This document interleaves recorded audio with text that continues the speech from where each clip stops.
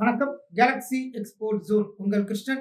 எக்ஸ்போர்ட்ல டாபிக்கா export, அதாவது டாபிக்கான மரவள்ளி கிழங்கு ஏற்றுமதியை பத்தி சில விஷயங்கள் பார்க்கலாம். முழுமையான வீடியோ எங்களுடைய Galaxy export zone YouTube channel இருக்கு, போய் பாருங்க.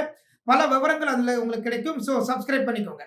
ஓகே, தமிழ்நாடை பொறுத்தளவுல சேலம், தர்மபுரி, நாமக்கல், கிருஷ்ணகிரி, ஈரோடு, திருவண்ணாமலை, பெரம்பலூர், அரியலூர், கள்ளக்குறிச்சி, புதுக்கோட்டை மாவட்டங்கள்ல மரவள்ளிக்கிழங்கு அதிகமாக உற்பத்தி ஆகுது.